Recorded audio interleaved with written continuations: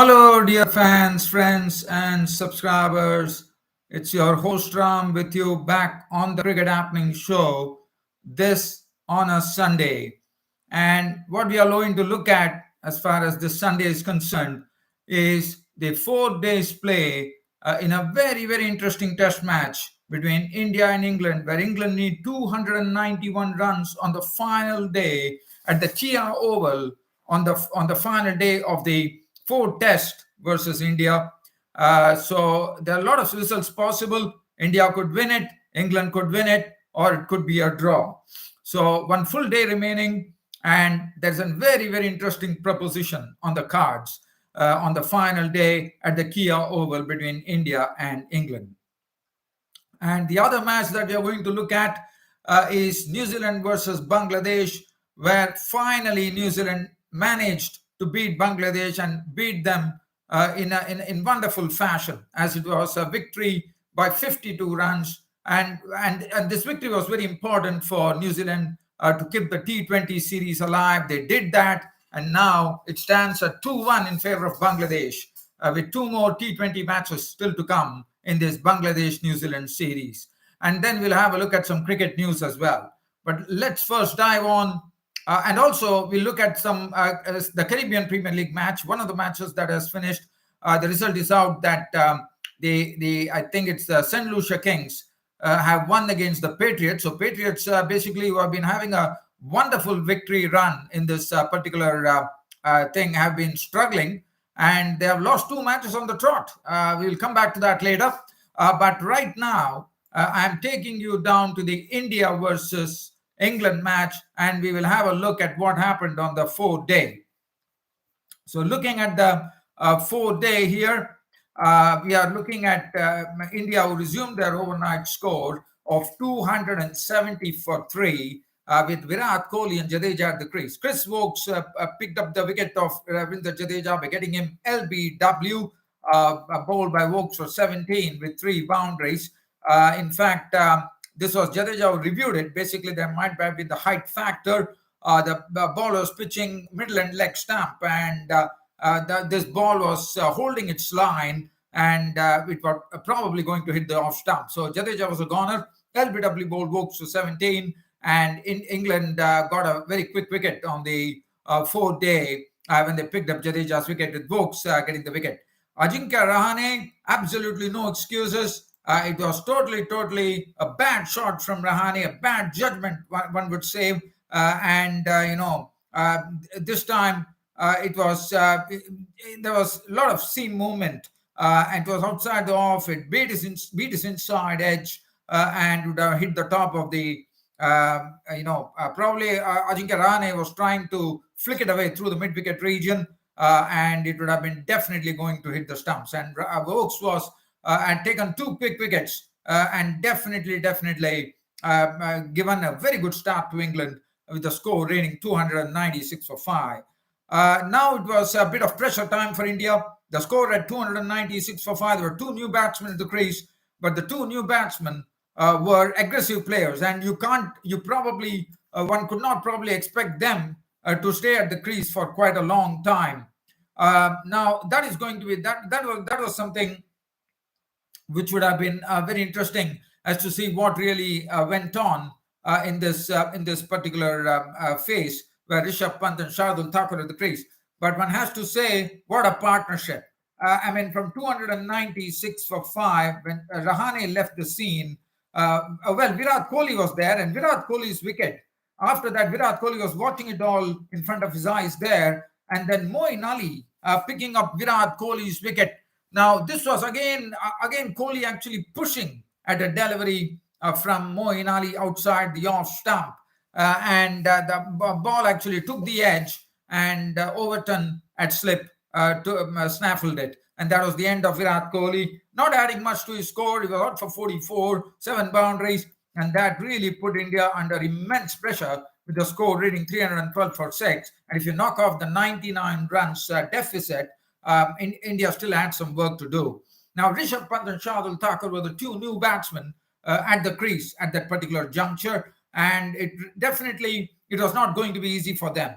But what one was really commendable about this partnership because that was a 100-run partnership for the seventh wicket, which kept the England bowlers at bay. And definitely one has to really say it was well done by these two batsmen, Rishabh Pant. As you know, Rishabh Pant and Shardul Thakur both are aggressive. Shardul Thakur is just coming on the back of the heels of a wonderful half century, which was never done in the history of English cricket. The fastest half century in English cricket in the first innings, and here in the second innings, what strokes he played. I mean, I have to say that Rishabh Pant definitely reined himself in, curbing his natural instinct and playing according to the demands of the game, which was good to see. And what was good about Rishabh Pant was that it was very sensible batting. He was given the bait, they had a long off, they had a long on, but Rishabh Pant did not take the bait. Even though the Moeen Ali was flighting the ball for him to have a go at it, I thought Rishabh Pant definitely showed a lot of resolve and commitment towards India's cause and decided to rein himself in. If you look at his knock, Rishabh Pant's score he got a 50 with 4 boundaries. It would have definitely something that would have really given him a sigh of relief, because he has been struggling in this particular test series with the bat, and finally he comes good here, and that too at a very crucial time for India. As far as Shardul Thakur was concerned, I have to say that Shardul Thakur, I think, has all the makings of the correct all-rounder that India is looking out for. Because the reason I say that is that we know that he probably thought it was a flash in the pan when he hit hit the half century, the fastest half century in English soil. But I can say, after looking at the strokes that he played, my word, I have to say he hits the strokes straight down the ground. He's not afraid to really give the ball a whack as well. And today it was not the slam bang stuff that he played in the first innings. It was a bit of more restraint, one could say, but still, he still managed to play the strokes. Definitely the strike rate of Shardul Thakur was much better, because he's the one who was playing the strokes. And all the strokes that he played, one has to really commend that India is definitely looking at an all-rounder in the making for Shardul Thakur, because he has the ability to do so. One of the strokes that he played was an absolute beauty. Anything, pitched up to him was driven straight down the ground or through the mid-on or mid-off region. And he also, on the onside, he played one shot of the hip, a flick of a hip, which went for the boundary. He also hit one wonderful six when he came down the wicket and beautifully lofted it. And one has to say, as I said, Shardul Thakur has all the makings of an all-rounder. We have Hardik Pandya, but I think Shardul Thakur is also going to be someone who would be probably India would have their second all-rounder here. And I think Shardul Thakur would be definitely giving a lot of competition to other players now, because, as I said, he has also shown his batting prowess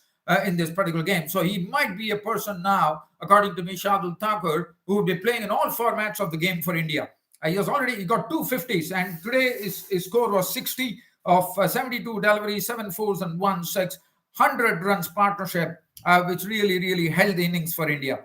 And after that, India definitely looked very good at that time with the score on 412. And Shardul Thakur was a victim of Joe Root. The commentators are telling that probably they felt that Joe Root and Moeen Ali were not bowling enough. Probably Joe Root should have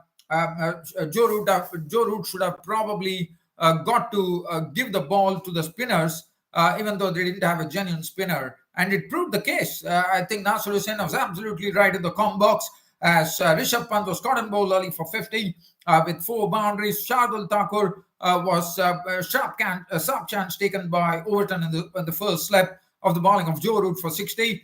And after that, there was frustration for England, as the tail enders Umesh Yadav and Jasprit Bumrah.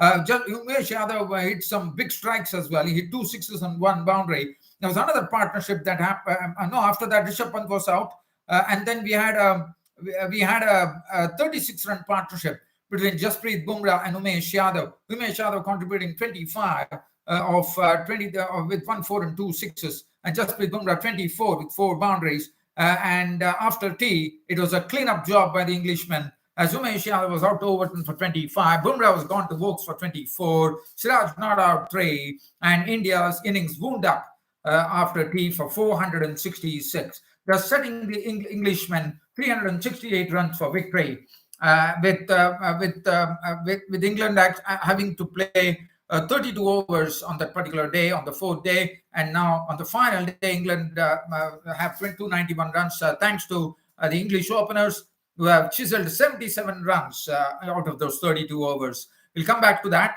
In the meanwhile, looking at the bowling figures, Chris Woakes 3 for 83 did a good job. 2 for 105 for Ollie Robinson. 1 for 79 for James Anderson. 1 for 58 Craig Overton. Moeen Ali 2 for 218, and Joe Root bowled 1 for 16.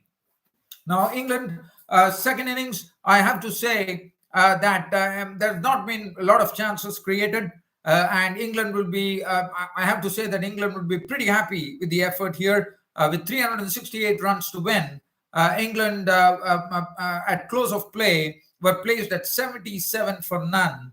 Rory Burns was not out on 31 with 2 boundaries, and Hasib Ahmed has definitely looked the piece, as he's not out on 43 with 6 boundaries. So definitely it's a game on here at the final day at the Kia Oval. There's no doubt about it.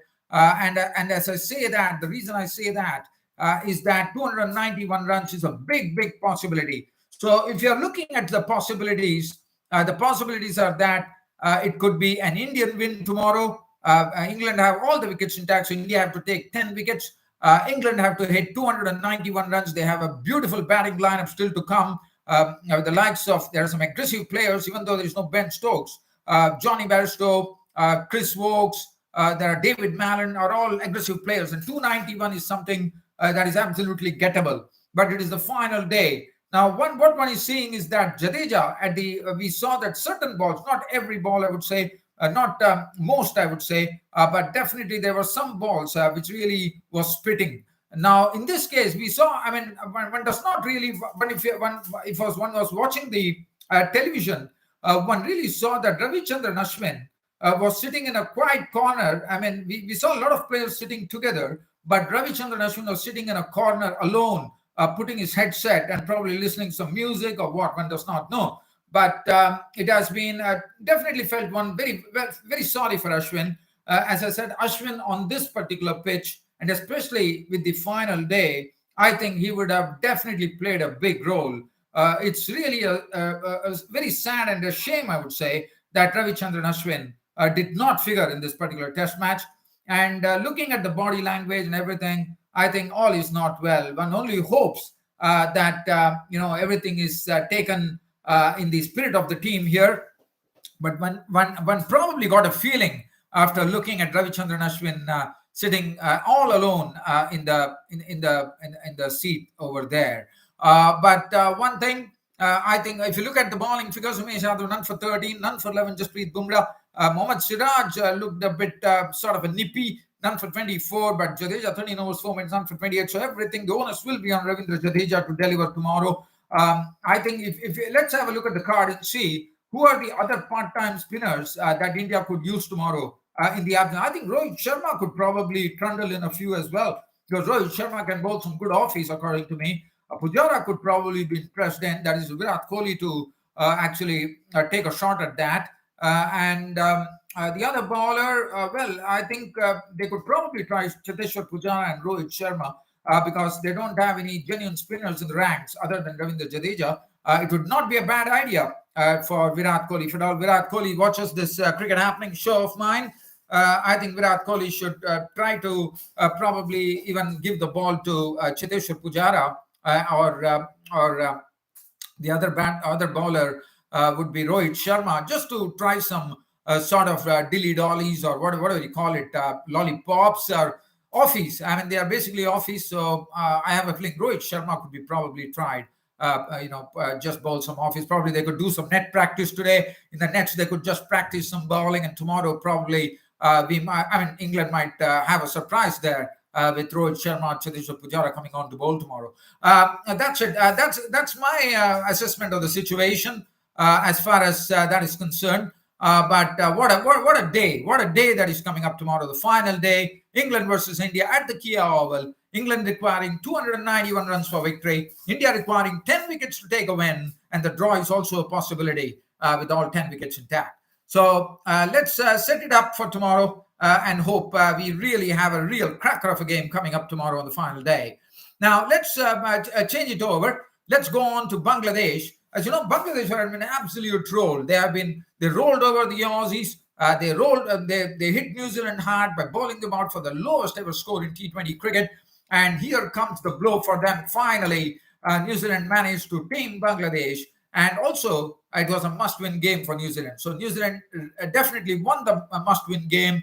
And one has to really credit them. They won the match by 52 runs. They rolled out Bangladesh for just 76 runs after making 128 for 5. Now, again, if you look at the New Zealand card there, they had their troubles as usual. Again, it was a problem. But today, Saifuddin was the one who struck with picking up 2 wickets. And one has to say, one good thing that happened, as I said yesterday in my Cricket Happening show, Finn Allen should definitely play. Yes, he definitely played. And he showed why he should be playing, because of 15 of 10 deliveries, he went after the spinners, and only Mustafizur Rahman, who came in and picked up his wicket. Finn Allen hit 3 boundaries in a knock of 15 of 10 deliveries, and Rachin Ravindra, who has been struggling with the bat, but definitely did a good job with the ball. He made 20 runs. He was bowled by Mahmudullah. And they were definitely in a real spot of bother. 62 for 5 after 10.5 overs, and it looked like Bangladesh were once again going to put the fishing net around them. Will Young made 20 of as many balls. There were 3 boundaries in that. Colin de Granholm was out for naught. Tom Latham could not do much this time. He was gone for 5 to Mahedi Hassan.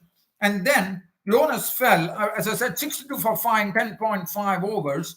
There were still 10 more overs to go. I mean, almost, one could say, 59 deliveries still to go. And in those 54 deliveries to go, I think the Kiwis did a good job, especially Henry Nichols, not out on 36 of 29 deliveries, 3 fours, and Tom Blundell with not out on 30. Of 30 deliveries with 3 boundaries, took them to 128 for 5, the respective score on this particular pitch.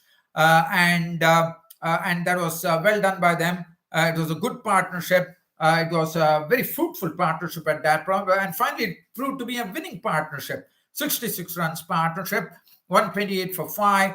The bowling, Mahedi Hassan 1 for 27. Nasu Mohammed none for 10. Mustafizur bowled superbly, 1 for 29. Shakib Hassan 4 overs, 1 for 24. Saifuddin 2 for 28. Mahmudullah 2 overs, 1 for 10. Now it was a turn for Bangladesh to bat, and Bangladesh definitely did not get going. If you look at the card there, they were bowled out for 76. There were only 3 people who reached double figures. The highest scorer being Mushfiqur Rahim carried his bat. I mean, and the thing is that probably one thought with Mushfiqur Rahim at the crease, anything was possible. But I thought Mushfiqur Rahim definitely did not get his batings right. If you look at the knock there, well, he was definitely under pressure, because we are looking at wickets being tumbling amidst his presence at the crease. And Mushfiqur Rahim was, at the end, he was not out on 20 of 37 balls with no boundaries and no sixes. So if you look at that, particular card of the Bangladeshis, Naeem was out for 13, Rachin Ravindra picking up his wicket, but the man who did the most damage, also picked the best figures in for New Zealand in T20 matches, was the left-arm spinner Aegis Patel. 4 overs, no maiden, 4 for 16, fetching him the man of the match award. Jacob Duffy, 4 overs, none for 14, did a fine job with the being the only quick in the team. Carl McConchie did a good job, 3 for 15. Rachin Ravindra, 1 for 13 of 4. Kuglan, 1 for 14. Colin de Granholm just bowled 4 deliveries. Aegis Patel and New Zealand now have kept the series alive. Bangladesh are leading the series 2-1, but definitely a lot of things to play for in this particular T20 series. Mahmudullah was out for 3.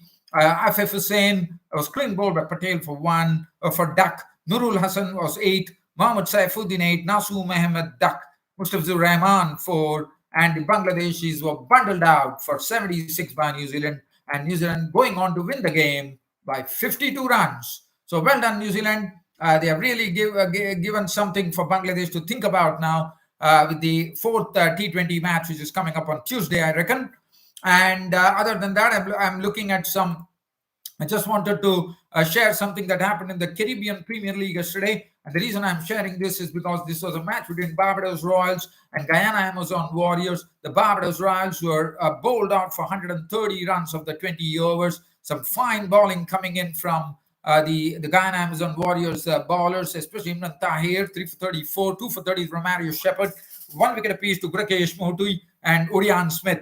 And the Guyana Amazon Warriors absolutely made a meal of the target of 130 runs, especially their opener Chandrapal Hemraj, absolutely going berserk in a knock of his maiden ton in T20 cricket. I mean, if you know anyone scoring a century in T20 cricket is something to be seriously looked at. And this bloke, Chandrapal Hemraj, coming in as opener along with Brandon King, after Brandon King was out for 19, LBW Naeem Young, the very promising young bowler for West Indies, for the Caribbean. Chandrapal Hemraj smashed 105 unbeaten runs of 56 deliveries, which included 14 fours and 5 sixes. And that's a really a serious knock on him. As I said, anybody scoring a century in T20 cricket has to be looked at very seriously. And Chandrapal Hemraj has probably definitely put his hat into the ring for the selectors to probably even look at. Because if you look at the bowling attack from the Barbados Royals, it was O'Shane Thomas, 2 overs none for 25, Jason Holder, 2 overs none for 24, Raymond Reefer, 1 over for 10, Lynn Todd, 2 overs none for 20, Ashley Nurse, 4 overs none for 25, Naeem Young, 1 for 32 was the costliest. And Chandrapal Hemraj was definitely the man of the match. I'm just trying to see whether there is any other cricket going on. Yes, the Caribbean Premier League saw one more match today.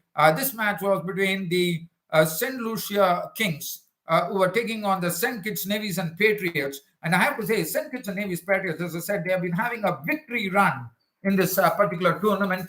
And it was stopped the other day, as you know, in that particular match. But today, they lost their second match of the trot as the St. Lucia Kings went on to win the match by 6 wickets. They St. Kitts and Nevis Patriots put up a rank bad batting performance with such a wonderful batting lineup that they had. They were bowled out for 118. If you look at the batting card there, 28 to Devon Thomas.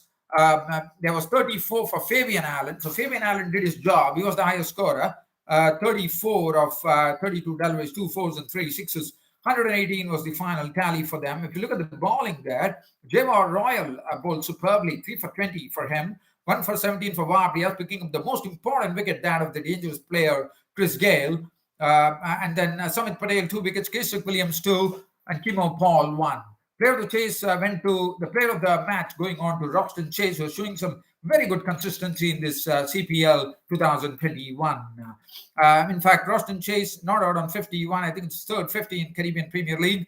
Not 51 off 38 deliveries, included 4 fours and 2 sixes. 22 from Duplessis, 19 Kirin Kotai. Tim David smashed 2 sixes and 1 boundary in an unbeaten knock of just 18 runs with just 7 deliveries, and brought on the victory along with Roxton Chase for the St. Lucia Kings by 6 wickets. Look at the bowling there. Fabian Allen, 2 for 30, 1 for 28 for Paul Van McKeerin, and Naseem Shah, 1 for 11. That was the match situation. The St. Kitts and Nevis Patriots losing the match against the St. Lucia Kings. So the St. Kitts and Nevis Patriots, after showing early promise in this particular tournament, have been going down right now. As I'm talking to you, I'll give you a live update of a particular game which is going at the Basseterre right now. The match is going on between Jamaica Talabas and Trinbago Knight Riders, and I think it's there are 8 for 3. So Jamaica Talabas are in deep trouble right now. They've already lost 3 wickets as I'm talking to you here. The man who the other day played a wonderful knock, Kenar Lewis, was a victim of the bowling of Hussain for not. Kirk McKenzie is gone for Rampal. Rampal picked up another wicket of Hyder Ali as well. And Hyder Ali, I have to say, that has not been hitting his straps at all. He has been failing with the bat repeatedly, Hyder Ali. Roman Powell and Jason Mohammed at the crease. They still have some batting firepower to come in the form of Brathwaite and Andre Russell. But I think Jamaica Talabas are in trouble here. 8 for 3 as I end up my Cricket Happening show right now. But again, dear fans and subscribers, tomorrow being a holiday, a public holiday here, I will definitely be back to talk to you all on my Cricket Happening show tomorrow. Until then, it's a goodbye from your host Ram on this cricket show. Thank you.